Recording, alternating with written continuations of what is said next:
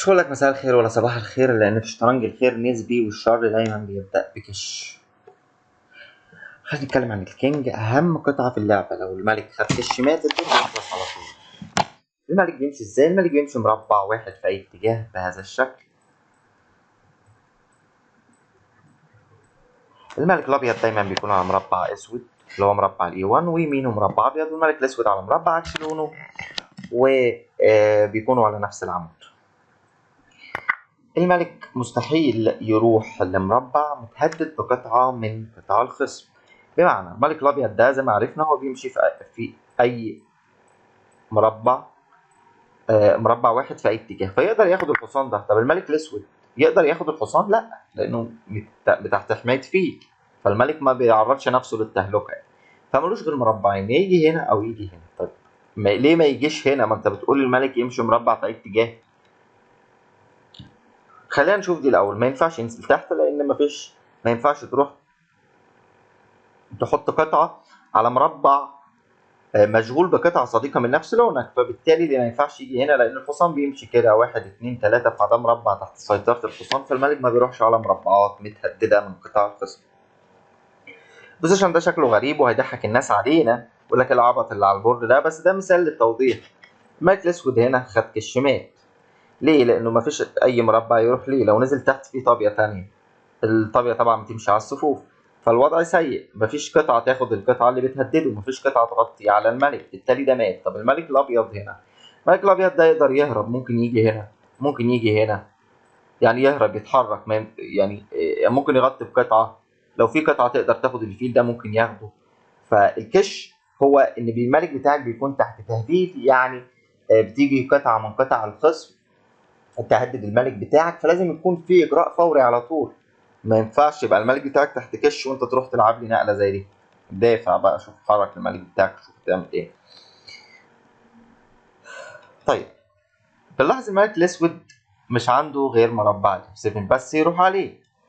ليه؟ لان الفيل الابيض مهاجم كل المربعات اللي على الوتر A3 F8، وكذلك الرخ بتمشي على الصفوف والعواميد، فهي واخده العمود كله، فالملك الاسود ملوش غير مربع واحد.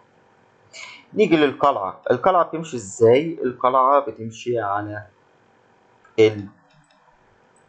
الصفوف وعلى العواميد. طبعا ما ينفعش تيجي هنا، لان ما ينفعش قطعه تروح تقف على مربع مشغول بقطعه من نفس لونها، بس الرخ دي تقدر تطلع تشيل الحصان ده وتمحيه من طريقها يعني. وهنا لما الرخ جت هنا نلاقي ان نطاق حركتها اتغير طبعا، ودي المربعات اللي هي بتمشي عليها. وده الاخذ، يعني انك بتشيل قطعه من قطع الرصيل مثلا في نطاق حركتك، فانت بتشيلها من على البورد. خلاص عرفنا بقى ان الرخ ما ينفعش تيجي هنا عشان خاطر ايه؟ مربع عليه قطعة من نفس لونها، بس تقدر تشيل الحصان ده من على البورد. على فكرة الموقف ده كش مات في نقلتين.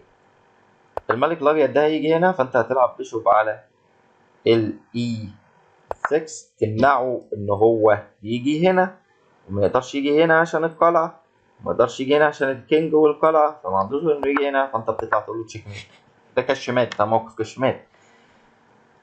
في برضو القلعة ليها استراتيجيات. القلعة زي ما احنا عارفين، او الرخ او الطابية او الرك بتمشي على العواميد والصفوف، وعشان كده بتكون اقوى لما المسارات دي تبقى مفتوحة. ده مثال توضيحي. القلعتين بتوع الابيض في نطاق ممتاز. اي نعم القلعة دي مش احسن حاجة، بس تقدر تنشطها بشكل اسهل من قلعة زي دي. قلعة على العمود البيدي عندها حرية كاملة تتحرك في العمود، الاتنين يقدروا يتحركوا بسهولة في الصف الأول، يعني القلعة دي برضو فيها ليها بعض الحرية.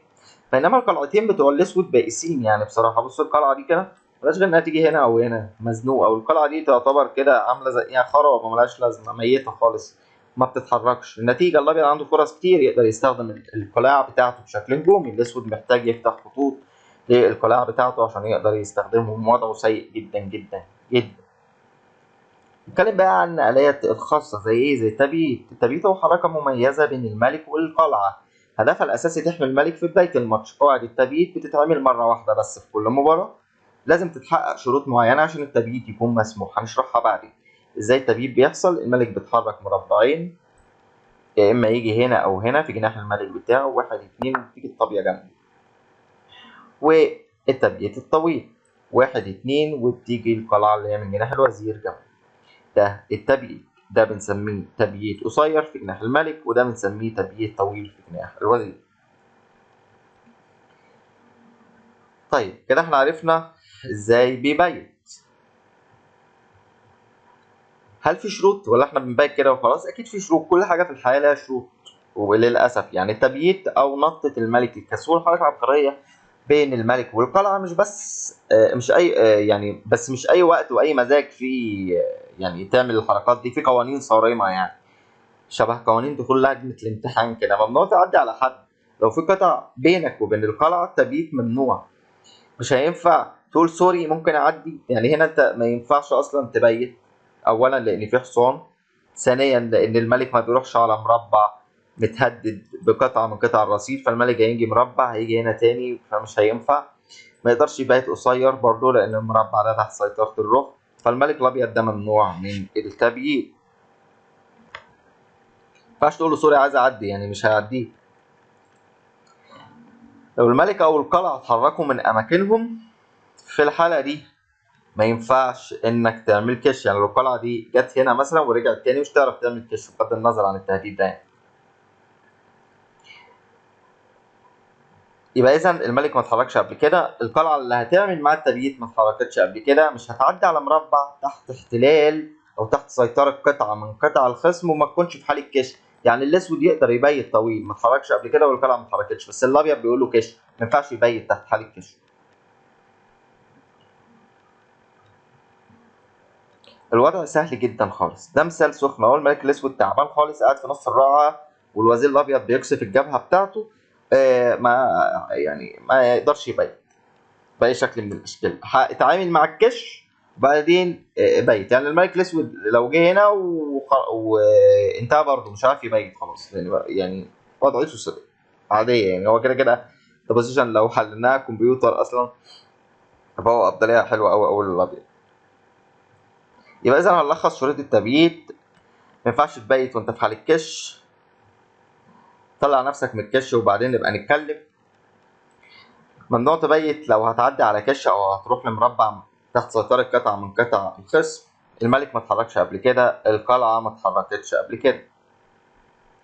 مفيش قطعة بين الملك بتاعك وبين القلعة، يعني لو شلنا الفيل ده كده خالص رميناه في الزبالة برضه الملك الابيض ما يقدرش يبيت لان في قطعة يعني سد الطريق. احنا بنبيت عشان الملك يرتاح شويه كده ورا الحيطه بتاعته البارق ويتخبى من الخطر.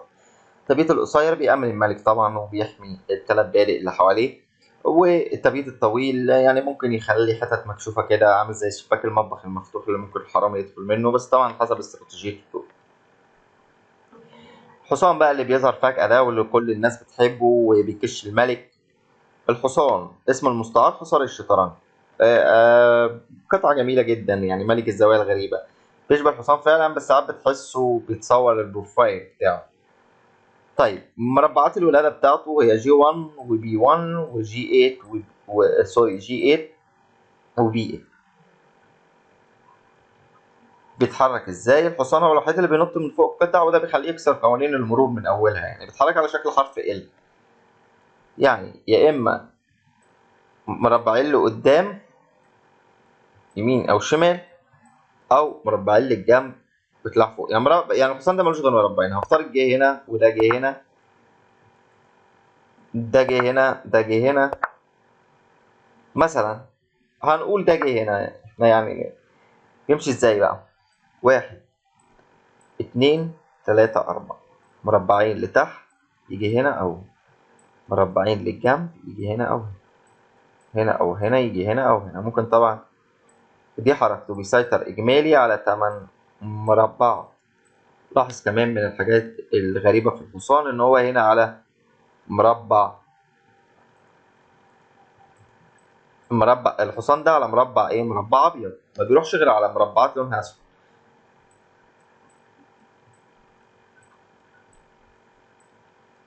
خلاص انت مش محتاج ان انا اشرح، هياخد. بص هو على مربع اسود ما ينفعش يروح غير على مربعات لونها ابيض. دي برضو من الحاجات غريبة في حركة الحصان.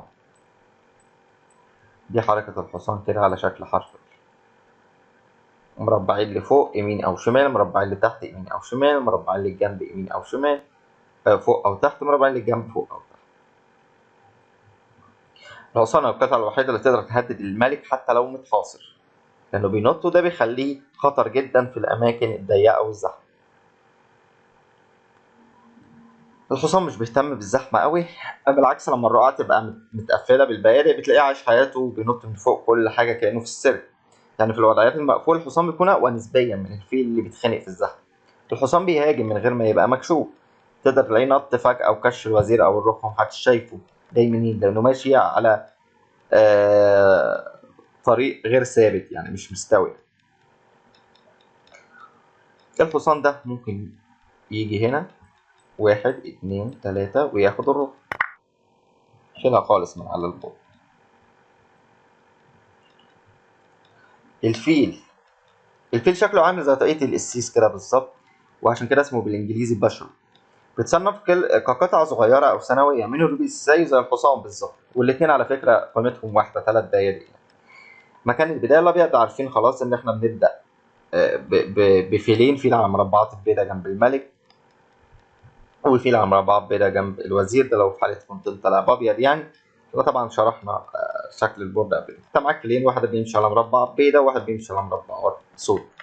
فيل بيمشي على الأوتار، يقدر يجي على أي مربع على الوتر ده أو على الوتر ده، ما يقدرش يجي هنا ولا يقدر يجي هنا لأنها محتلة بقطع صديقة، بس يقدر يشيل الحصان ده من على البورد.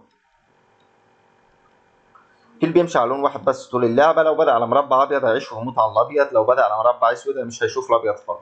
يعني كل لعبة عنده 2 فيل، واحد مختص بالأبيض والتاني شغال في السواد.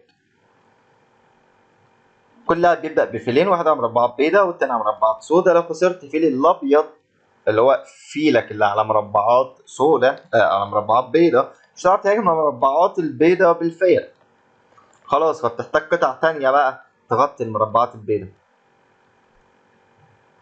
امتى الفيل بيبقى جامد؟ الفيل بيبقى جامد لما يكون عنده اوتار مفتوحه يقدر يتحرك فيها بسهوله. فالرسم تحت هنا هنلاقي الفيل الابيض واقف على مربعات سوداء وكل عساكره واقفين على مربعات بيضاء، فمفيش حد واقف في طريقه. يعني فيل حر ومرتاح مستقل ماديا، يعني محترم، يقدر يلف ويدخل في خطوط العدو ويعمل مشاكل. امتى الفيل يبقى تعبان وحالته بالبلل الازرق؟ زي الفيل ده كده اللي هو على مربع الجي 7 ده، فيل حالته بالبلل الازرق حرفيا. هو فيل مربعات سوداء والبارق بتوعه على مربعات سوداء، فالوضعية منيلة بنيلة، يعني وضعيته سيئة فعلا حرفيا، حاسس يعني خلاص. فده من العوامل الاستراتيجية المهمة جدا. ده بقى بنسميه الفيل الجيد، وده بنسميه الفيل السيء. باختصار الفيل القوي هو اللي عنده طرق مفتوحة وخصم مكشوف، والفيل الضعيف هو اللي محبوس ومفيش ليه شغل، ده فيل عاطل عن العمل يعني. الوزير الكوين باللغة الإنجليزية شكلها شبه التيك كده، هي أقوى قطع الرقعة حرفيا. الملكة بتحب لونها دايما، عشان كده هتلاقيها دايما بادئة على مربع من نفس اللون. بتتحرك ازاي؟ الملكة عبارة عن فيل زائد طابية في جسم واحد، يعني بتتحرك زي الطابية فوق تحت يمين شمال على صفوف وعواميد، وبتمشي زي الفيل برضو على الأوتار عادي. فالقلعة دي تقدر تشيل الحصان ده من الوجود، بس ما تقدرش تيجي هنا عشان خاطر ده قطعة صديقة فما ينفعش تيجي مكانها، وكذلك هنا بس تقدر تشيل الحصان ده من على البورد، تبيده يعني من على وش البورد. طول ما فيش قطعة بتعطلها هي بتطير زي الصاروخ يعني. عشان هي قوية لازم تحافظ عليها كويس، لو خسرت الكوينة عادة انت هتخسر الجيم يعني، حسب الموقف طبعا ممكن تضحي بيه، بس يعني دي قطعة مهمة. خلينا نمسك البوزيشن ده. المبادئ الأساسية نظرا لأن الكوين أو الوزير بقى، خلينا نقول وزير، قطعة قوية جدا، فمن الحكمة عادة إنك تحتفظ بيها كاحتياطي لحد اللحظة المناسبة. بما إن الكوين بتتحرك زي القلعة والفيل، فهي بتفضل الأعمدة والصفوف والأوتار المفتوحة، ومع كده هي بتحتاج برضو لقطع تانية عشان تبقى قطع فعالة. في الرسم ده هنلاقي الوزير الأبيض بيستخدم، يعني يقدر يستخدم الوتر F1 A6، يعني يقدر يجي هنا. أكيد الوزير، أكيد الأبيض مش هيجي هنا يعني عشان البدأ ياخده يعني، بس قشطة يعني إحنا بنشرح بس. يقدر يجي مثلا على الوتر ده، يقدر يوصل مثلا للوتر E4 E8 اللي هو الوتر ده، سوري A2 G8 سوري A2 G8 يقدر يجي هنا مثلا. يقدر يعمل حاجات كتير للوزير الابيض يعني بصراحة، هو كمان على الوتر ده، او حتى على الوتر اللي هو يقدر يجي هنا مثلا، ويقدر يستخدم فيما بعد الوتر ده اللي هو H3C8. يقدر ينتقل لعمود الاف، يقدر يضغط على معسكر اللاعب الاسود.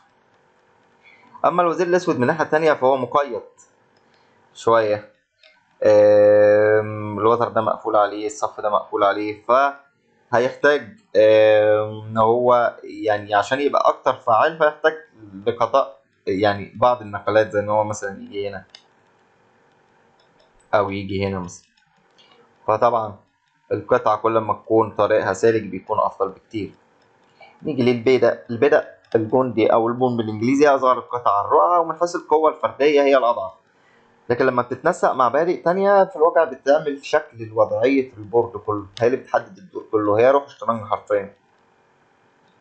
ولما بتوصل للصف الثامن بتزيد أهميتها لأنها بتترقى، هنشوف مع بعض الحوار ده. مربعات البداية الصف الثاني للأبيض والصف السابع للأسود، كل مربع في الصف الثاني للاعب يعني السابع بالنسبة للأسود والثاني بالنسبة للأبيض بيتحقق. لو على موضوعه الابتدائي زي ده بيمشي مربع واحد أو مربعين يحق له، لو اتحرك مثلا بقى خلاص يبقى يمشي مربع واحد لقدام. لو اول حركه ليه بيمشي مربعين، لو اتحرك قبل كده وطريقه سالك بيمشي مربع واحد فقط للامام، طالما مفيش اي قطعه تانية تعيق طريقه. يعني ده ملوش حركه البدأ الابيض ده، وكذلك البدأ الاسود ده ملوش حركه. ليه؟ لانه بياخد بشكل قطري ما بياخدش من قدام، فيعتبر خلاص مش في نطاق اخر، بس يقدر البدأ ده بياخد بالجنب، فيقدر يشيل الطابيه دي او يشيل الحصان ده. ده ملوش حركه وده ملوش حركه. طيب البدع لوحده مش قوي، بس لما بيبقوا اتنين اكتر مع بعض واقفين بشكل مايل مثلا، حاجه زي الشبه الموقف ده كده، بشكل قطري كده او وتري، بيحموا بعض ويبقوا زي سور صعب انك تعرف تعدي منه، وده اللي بنسميه سلسله بارق، شكل من اشكال سلاسل البارق. يعني مثلا لو خدت بدأ منهم، البدأ اللي جنبك هياكله على طول. بدأ ممكن يكون واقف ومش عارف يتحرك، بس لسه مسيطر على المربعات اللي قدامه بشكل غير مباشر.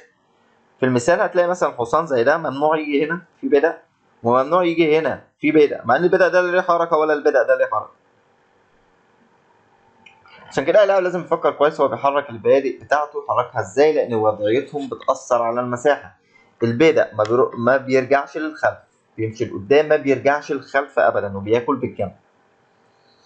البدأ ليه نقله خاصه وهي اسمها نقله الاخذ بالمرور او الاخذ بالعبور، او الامباسان، كلمه فرنسويه يعني.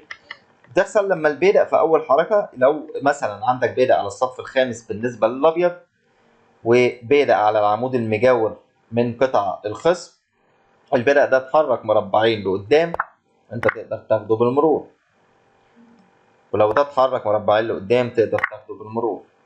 لكن هفترض ان الاسود حرك النقله دي، لازم تاخد بالمرور في نفس ذات اللحظه. لو انت ما اخدتش بالمرور ومشيت بالملك، هو جه هنا مثلا، خلاص انت ما فيش عندك اخد بالمرور، يا اما لازم تاخد قرارك فوري، يا هتاخد يا مش هتاخد. بالنسبه للاسود بقى، لما يكون الاسود بادئ على الصف الرابع، والابيض مثلا اللي هو الرصيل عنده بدائين على العواميد المجاوره للبدأ بتاعه، والبدأ على مربعه الابتدائي واتحرك مربعين، في الحاله دي ممكن ياخد بالمرور، وده لو اتحرك مربعين يقدر ياخد بالمرور. البدأ لما يوصل للصف الاخير بيترقى. البدأ لما بيوصل للصف الاخير بيترقى، يعني هفترض ده وصل للصف الاخير بترقيه فيل او طابيه او حصان او وزير، رقيه زي ما انت عايز. لو الثمان بادئ بتوعك وصلوا للاخر عايز ترقيهم كلهم وزراء براحتك. هفترض الابيض رقى فيل، فالاسود نزل تحت راح مرقي حصان، قال له كش، حرك الملك، خد الوزير. يلا مع السلامه.